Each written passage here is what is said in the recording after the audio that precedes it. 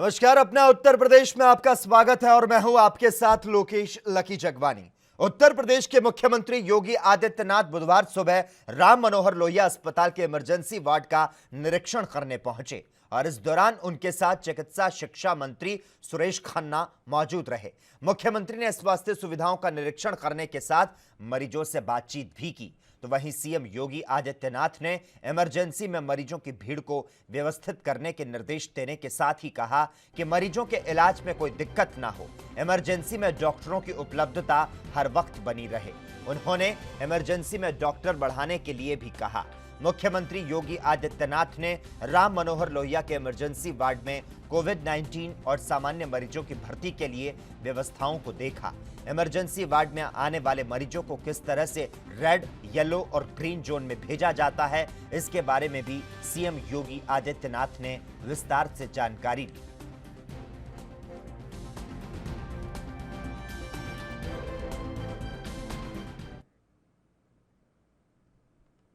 वहीं उत्तर प्रदेश के प्रधान सचिव स्वास्थ्य अमित मोहन प्रसाद ने प्रदेश में कोरोना की स्थिति को लेकर जानकारी दी। क्या कुछ कहा उन्होंने, आइए आपको सुनाते हैं। प्रदेश में कोरोना वायरस के संक्रमण की स्थिति इस प्रकार है। विगत 24 घंटों में 277 मामले सामने आए हैं, 277। इस समय तक प्रदेश में जो एक्टिव इन्फेक्शन के केसेस हैं उनकी संख्या है 2790, 2790, और जो लोग पूर्णतः उपचारित होकर अस्पतालों से डिस्चार्ज किए जा चुके हैं उनकी संख्या 3855, 3855। इस संक्रमण से अभी तक 178 लोगों की मृत्यु हुई है। इस समय आइसोलेशन वार्ड्स में 2895 लोग रखे गए हैं, जिनका विभिन्न चिकित्सालयों में अथवा चिकित्सा महाविद्यालयों में निरंतर इलाज हो रहा है। और फैसिलिटी क्वारंटाइन में इस समय 9558 लोग रखे गए हैं, 9558, जिनके सैंपल लेकर उनकी जांच की जा रही है। कल कुल मिलाकर 7407 सैंपल्स की जांच की गई और पूल टेस्टिंग के माध्यम से 676 पूल लगाए गए, 676, जिसमें से 589 5-5 सैंपल्स के पूल थे और 87 10-10 सैंपल के पूल थे। सर्वेलेंस के कार्य में हम लगातार बढ़ोतरी कर रहे हैं। वहीं यूपी के श्रम मंत्री स्वामी प्रसाद मौर्य ने राहुल गांधी के लॉकडाउन को फेल बताने वाले बयान पर पलटवार करते हुए क्या कुछ कहा, आइए आपको सुनाते हैं। कांग्रेस का नेतृत्व खुद ही दिग्भ्रमित और दिशाविहीन है। शायद अगर पूरे हमारे देश का कोरोना से मृत्यु का आंकड़ा उनके पास होता तो इस प्रकार का बयान नहीं देते। America, Italy, France, Germany, great Britain, Belgium, तमाम ऐसे देश हजारों और लाखों की तादाद में मौतें हुई हैं। अमेरिका का आंकड़ा 1 लाख मौत का पहुंच गया। Italy, Germany, France, great Britain, ये सब 30,000 के इर्द में पहुंच गए। कोई 30,000 के आगे निकल गया, कोई 30,000 तक पहुंच रहा है। तमाम ऐसे देश हैं जहां की मौतें अभी अभी बेल्जियम की 20,000 22,000 पहुंच गई। और अभी हमारा आंकड़ा पूरे देश का 4,000 5,000 का है। तो स्वाभाविक रूप से ये आंकड़ा बताता है कि मोदी जी के नेतृत्व में, उनकी दूरदर्शिता के चलते कोरोना से भारत सुरक्षित है। उत्तर प्रदेश की योगी आदित्यनाथ सरकार से गतिरोध के बाद गिरफ्तार किए गए प्रदेश कांग्रेस अध्यक्ष अजय कुमार लल्लू की जमानत अर्जी पर सुनवाई 28 मई को होगी। कांग्रेस प्रदेश अध्यक्ष अजय कुमार लल्लू की रिहाई को लेकर कांग्रेस के वरिष्ठ नेता और पूर्व सांसद प्रमोद तिवारी ने अजय लल्लू पर लगे आरोपों को गलत बताया और कहा कि प्रदेश सरकार अजय कुमार लल्लू पर राजनीतिक द्वेष के कारण दर्ज फर्जी मुकदमे को तत्काल वापस ले। और क्या कुछ कहा उन्होंने, आइए आपको सुनाते हैं। जो भी उन पे अपराध लगाए गए हैं वो दूर दराज तक साबित नहीं हो सकते, झूठे हैं, बिना एविडेंस के हैं और कहीं भी जुडिशियल स्क्रूटनी में वो एक मिनट ठहरेंगे नहीं। तो हमें पूरी विश्वास है कि परसों जमानत हो जाएगी। जी तो ये सर एमएलए चूँकि अजय कुमार लल्लू जी सदस्य विधानसभा के हैं और त्वरित न्याय के लिए कोर्ट्स बनी हैं, अदालतें बनी हैं, जहाँ जो विधायक सांसद हैं उनका मुकदमा वहीं जाता है। तो डिस्ट्रिक्ट जज के यहाँ प्रस्तुत हुई याचिका, उन्होंने स्वीकार करते हुए परसों की डेट एमएलए एमपी कोर्ट में लगा दी है और वही एक वैलिड और जायज प्रॉपर कोर्ट है। कांग्रेस की ओर से प्रवासी मजदूरों के लिए भेजी गई 1000 बसों को राज्य सरकार और केंद्र सरकार ने वापस करने और प्रदेश अध्यक्ष अजय कुमार लल्लू की गिरफ्तारी को लेकर संत कबीर नगर के कांग्रेस पार्टी के जिला अध्यक्ष प्रवीण चंद्र पांडे ने केंद्र और राज्य सरकार पर जमकर निशाना साधा। क्या कुछ कहा उन्होंने, आइए सुनते हैं। कोरोना की इस महामारी में श्रमिकों और मजदूरों को हमारे उत्तर प्रदेश के जो प्रवासी मजदूर जो बाहर रह रहे थे उनको घर तक पहुंचाने के लिए कांग्रेस पार्टी ने जो 1000 बसें भेजी उसको इस तानाशाही सरकार ने लेने से मना कर दिया। उसके बाद भी इतने से ही उन लोगों का मन नहीं भरा, उन्होंने हमारे प्रदेश अध्यक्ष हमारे नेता माननीय अजय लल्लू जी को फर्जी मुकदमों में फंसा के जेल भेजा है, जिसकी कांग्रेस पार्टी घोर निंदा करती है। जनपद संत कबीर नगर का हर एक कार्यकर्ता आज काली पट्टी बांध के अपने अपने घरों पे, कार्यालय पे, हम 5 लोग हैं, ऐसे ही जनपद संत कबीर नगर का समस्त कार्यकर्ता अपने अपने घरों पे काली पट्टी बांध के और तख्ती लेके माननीय राज्यपाल जी को मेल के माध्यम से ज्ञापन भेजने का काम कर रहा है और हमारे प्रदेश अध्यक्ष गरीबों के नेता माननीय अजय लल्लू जी की रिहाई की मांग कर रहा है। पूरा उत्तर भारत प्रचंड गर्मी और लू के कहर से जूझ रहा है। गर्मी ने पिछले कुछ दिनों से रिकॉर्ड को तोड़ रखा है, तो वहीं सुबह शाम जो थोड़ी राहत मिलती थी वह भी दुर्लभ हो चुकी है। तो वहीं भीषण गर्मी से बेहाल जनजीवन को अभी 2 दिन ये ग्रीष्म लहर जो है वह बर्दाश्त करनी होगी। प्रयागराज में अधिकतम तापमान 44 डिग्री सेल्सियस रहा, तो उधर मौसम विभाग ने 29 और 30 मई को प्रदेश के विभिन्न अंचलों में तेज धूल भरी आंधी चलने और फिर गरज चमक के साथ बारिश होने के आसार जताए। तो वहीं मौसम का मिजाज वाकई में लोगों की समझ से परे है, क्योंकि अभी मंगलवार की दोपहर तक सूर्य की आग उगलती किरणों से शरीर झुलस रहा था। तो वहीं शाम को प्रयागराज में अचानक से बादल घने हो गए और तेज हवा के साथ बारिश हुई, लेकिन सूरज की चाल बता रही है कि उत्तर प्रदेश पर अगले 48 घंटे गर्मी के लिहाज से भारी रहने वाले हैं।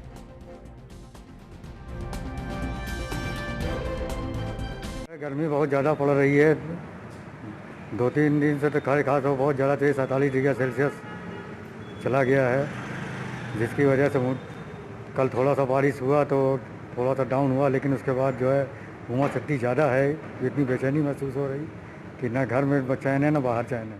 हो रही है। 2 दिन पहले अच्छी खासी गर्मी थी, ज़बरदस्त तापमान बढ़ा हुआ था और कल शाम को और रात को बारिश होने के कारण इतनी ज़्यादा उमस बढ़ गई है कि ना कहीं आने जाने का मन कर रहा है, ना कहीं बैठने का मन कर रहा है। शरीर का सारा पानी सूखता जा रहा है, काफ़ी दिक्कतों का सामना करना पड़ रहा है। 2-3 दिन से सारे काम वाम बंद है, कहीं जा ही नहीं रहे गर्मी के मारा। वहीं बीजेपी के राज्यसभा सांसद हरनाथ सिंह यादव ने कोरोना संकट के चलते अपनी सांसद निधि से वेंटिलेटर के लिए जनपद मैनपुरी के स्वास्थ्य विभाग अधिकारी को 25 लाख रुपए की धनराशि दी थी। 2 महीने बीत जाने के बाद भी मैनपुरी स्वास्थ्य विभाग वेंटिलेटर नहीं खरीद पाया। इस बात से नाराज होकर बीजेपी के राज्यसभा सांसद ने अपनी निधि से दी हुई धनराशि जिला प्रशासन से वापस मांगी है और इस बाबत राज्यसभा सांसद ने विगत 27 अप्रैल को प्रदेश के मुख्यमंत्री को ईमेल के जरिए सूचना दी थी कि उन्होंने जो धनराशि वेंटिलेटर और डायलिसिस यूनिट के लिए दी थी उस धनराशि का जल्द से जल्द उपयोग किया जाए, लेकिन 2 महीने बीत जाने के बाद भी स्वास्थ्य विभाग ने वेंटिलेटर नहीं खरीदे तो सांसद ने सख्त रुख अपनाया है। उन्होंने एक 25 लाख की वेंटिलेटर खरीदने के लिए निधि दी। आपके द्वारा जो प्रपत्र दिया गया उसमें वापस कर दिया, ऐसा क्या है सर? माननीय सांसद महोदय ने लगभग 2 माह पूर्व वेंटिलेटर्स के लिए धनराशि दिए जाने का प्रस्ताव दिया था, जिसके क्रम में मुख्य चिकित्सा अधिकारी को 25 लाख रुपए की धनराशि वेंटिलेटर खरीदने के लिए दी गई थी। वेंटिलेटर जो है मुख्य चिकित्सा अधिकारी द्वारा न खरीदे जाने की स्थिति में उन्होंने अपनी धनराशि वापस मांगी थी। सीएमओ से ये आख्या प्राप्त होने पर कि अभी तक उन्होंने वेंटिलेटर नहीं खरीदे हैं और इस धनराशि से उन्हें वेंटिलेटर नहीं खरीदने हैं, वेंटिलेटर शासन से प्राप्त हो गए हैं, इसलिए वो धनराशि उनसे वापस मांग ली गई है। कोरोना की वजह से लगे लॉकडाउन के कारण परेशान ग्रामीणों के लिए मनरेगा रोजगार का सबसे बड़ा जरिया बना है। मिर्जापुर प्रदेश में मनरेगा के माध्यम से रोजगार देने में चौथे स्थान पर पहुंच चुका है। जनपद में अब तक 1,01,000 लोगों को मनरेगा के तहत रोजगार दिया जा चुका है। यही नहीं, बाहर से लॉकडाउन के कारण वापस आए मजदूरों को भी मनरेगा के तहत काम मिल रहा है। जनपद के विकास से जुड़े अधिकारियों का कहना है कि जो भी रोजगार मांग रहे हैं उन्हें मनरेगा के जरिए जॉब कार्ड बनाकर रोजगार दिया जा रहा है।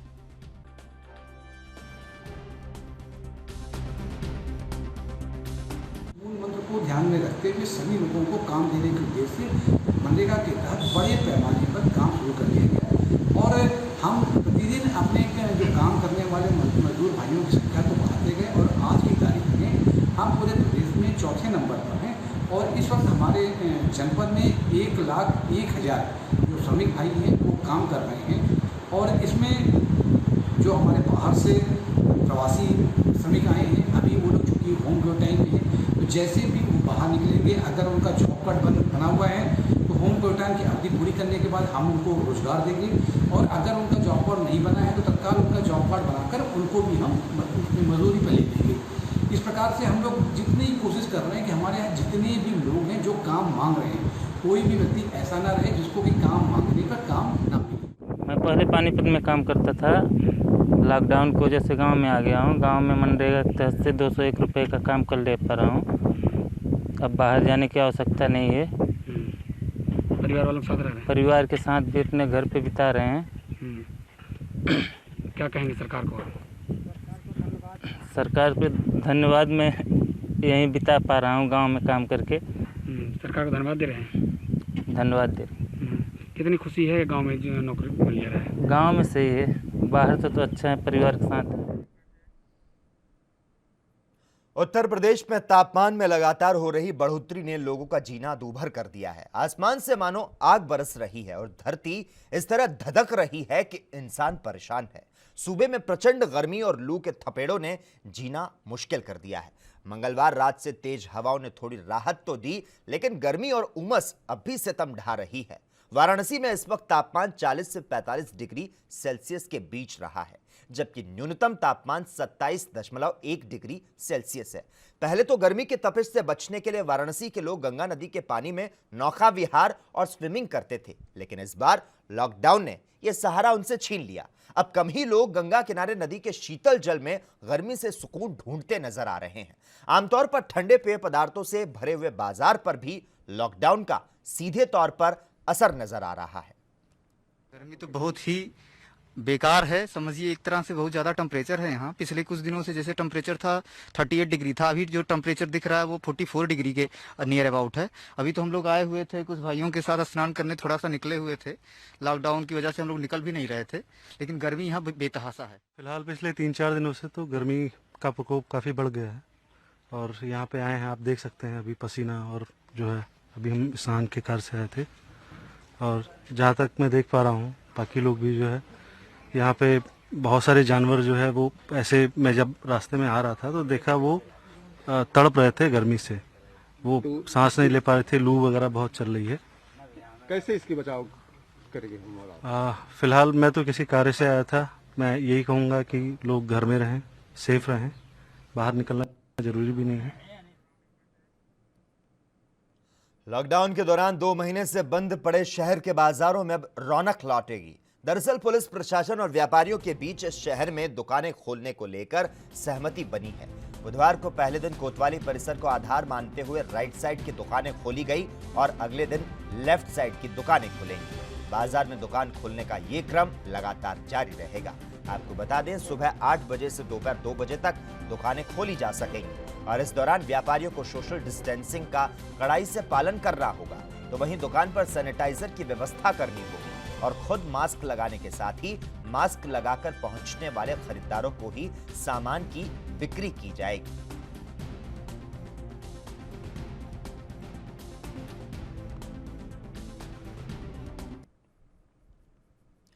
तेज धूप में सफर अब प्रवासी मजदूरों की जिंदगी पर भारी पड़ रहा है। मुश्किल भरे इस सफर में एक प्रवासी मजदूर के 10 दिन के बेटे की मौत हो गई। नेरियावल के आश्रय स्थल में रुके प्रवासी मजदूर के बेटे की जब तबीयत बिगड़ी तो अफसरों ने उसे इलाज के लिए जिला अस्पताल भेजा, लेकिन अस्पताल पहुंचने पर डॉक्टरों ने बच्चे को मृत घोषित कर दिया। तो वहीं इस मामले में बरेली सदर के एसडीएम ईशान प्रताप सिंह ने बताया कि उन्हें दोपहर करीब 1 बजे सूचना मिली कि एक बच्चे की मौत हो गई है।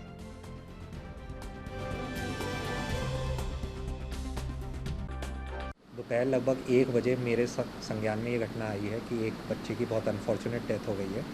बच्चा 10 दिन का बच्चा था वो, और अपनी माँ के साथ आज सुबह हरियाणा से हमारे कलेक्शन पॉइंट जो बरेली है वहाँ पे आया था।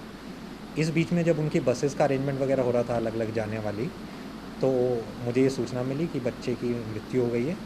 मृत्यु होने के पश्चात जब ये सूचना मेरे सामने आई तो हमने उनको जल्दी से हॉस्पिटल भेजा अपनी गाड़ी से, और उसके बाद चेकअप कराने के बाद हॉस्पिटल ने ये डिक्लेयर किया कि बच्चा सही में उसकी मृत्यु हो गई है।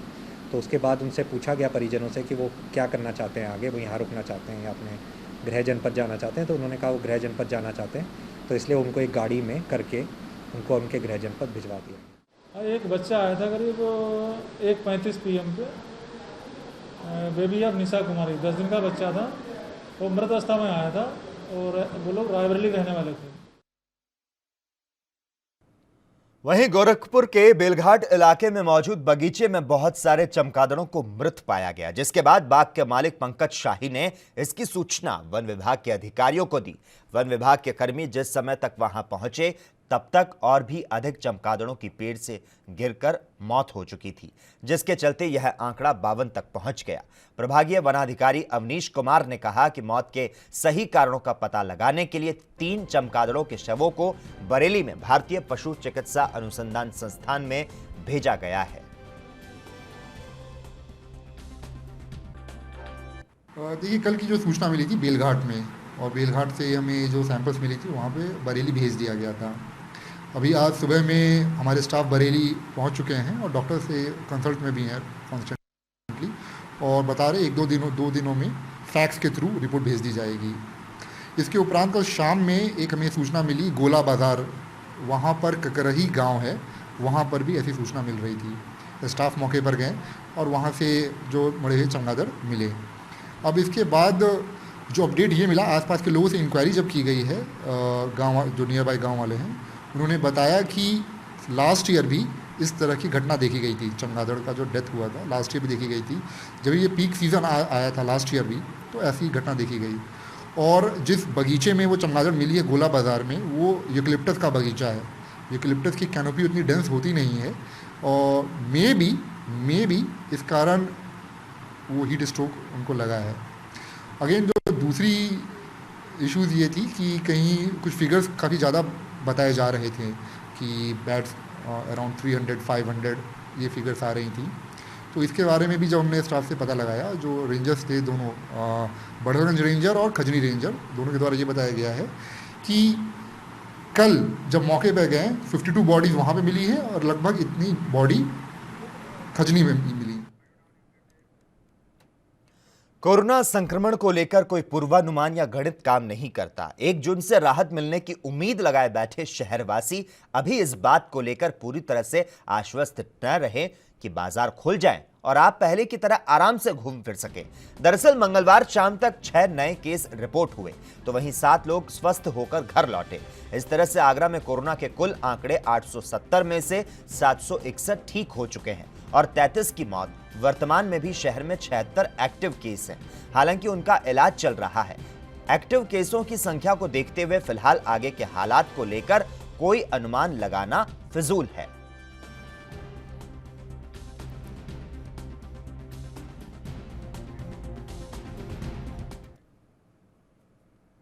वहीं कानपुर से यूपी पुलिस के एक सिपाही की अलग तस्वीर सामने आई। ये कानपुर के नौबस्ता थाना क्षेत्र अंतर्गत हमीरपुर रोड स्थित पुरानी बस्ती की है, जहां पर एक बुजुर्ग फुटपाथ पर सो रहा था।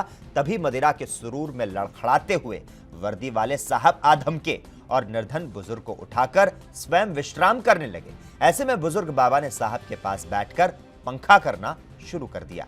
तो वहीं इन सबके बीच एक व्यक्ति ने वीडियो बना लिया, जो कि सोशल मीडिया पर वायरल हो रहा है।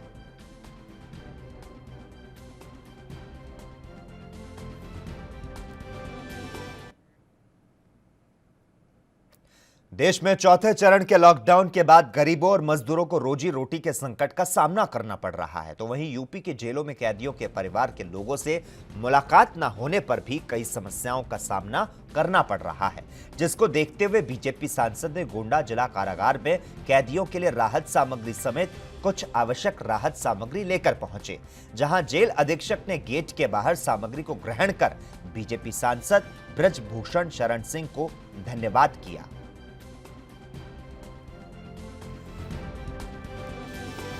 देखिए, जेल के अंदर एक बहुत बड़ी संख्या में लोग रहते हैं और इनकी सप्ताह में एक दिन की मुलाकात हो जाती थी। लॉकडाउन के कारण इनकी मुलाकात नहीं आ रही है। जब इनकी मुलाकात होती थी तो कुछ ज़रूरत की चीज़ें इनको घर से आ जाती है। जैसे महिलाएं हैं, उनको कुछ अलग चीज़ों की आवश्यकता होती है, जैसे ब्रश है, मंजन है, या कह लीजिए घर से थोड़ा सहयोग मिल जाता था, नहीं आया।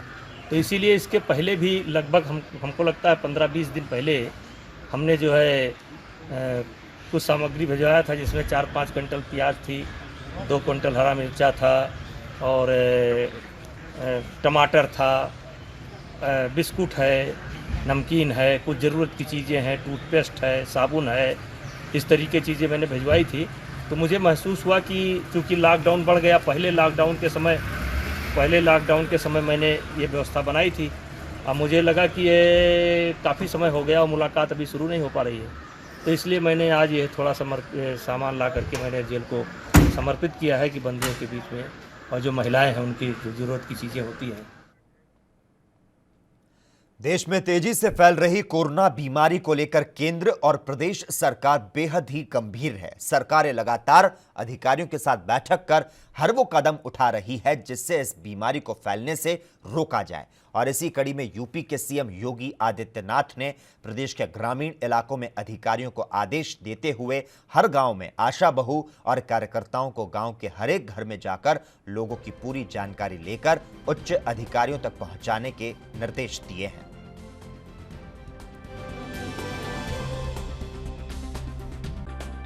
मेरा क्षेत्र है माती ग्राम, माती किशनपुर और कंडिया। तो इसी गांव में जाती हूँ और लोगों के बीच में घर घर समझाती हूँ सब कि साबुन से हाथ धोना, किसी को सांस लेने में दिक्कत हो और कोई बुखार जुखाम खांसी हो तुरंत जांच करवाइए। उसकी रिपोर्ट लिखती हूँ अपने रजिस्टर में, फिर वहाँ भेजती हूँ, संगिनी दीदी को देती हूँ रिपोर्ट।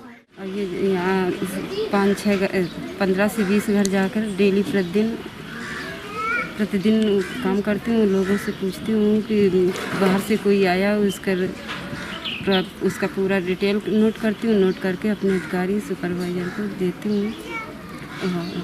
1 मीटर दूरी बनाकर रखें, हाथ धोने के लिए उनको बताती हूँ। साफ़ सफाई का हमेशा रखने के लिए बताती हूँ।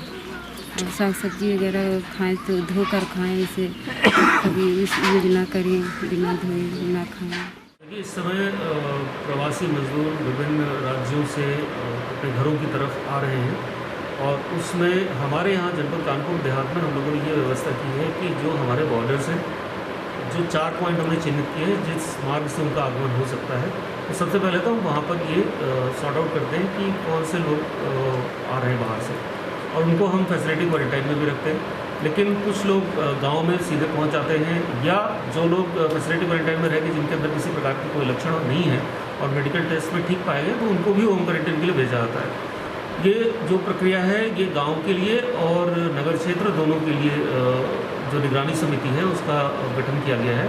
जो ग्रामीण क्षेत्र है उसमें अध्यक्ष उसके ग्राम प्रधान है और उसके साथ साथ उस गांव में आशा, आंगनबाड़ी, रोजगार सेवक प्रधान और ये सचिव, ये लोग उसके सदस्य हैं। इनका काम ये है कि गांव में अगर कोई किसी व्यक्ति को किसी प्रकार से कोई लक्षण प्रतीत होता है तो उसके बारे में जानकारी देना, अगर कोई व्यक्ति सीधे गांव में पहुंच गया है उसके बारे में जानकारी देना, और जिन लोगों को होम क्वारंटीन किया गया है वो लोग ठीक तरीके से वहाँ रह रहे नहीं रह रहे, वो मिक्सअप तो नहीं हो रहे, और यही व्यवस्था नगरीय क्षेत्र के लिए भी है। और इसी के साथ ही अपना उत्तर प्रदेश में इतना ही, लेकिन देश और दुनिया के तमाम अहम खबरों के लिए लगातार आप जुड़े रहिए और देखते रहिए ANB न्यूज़।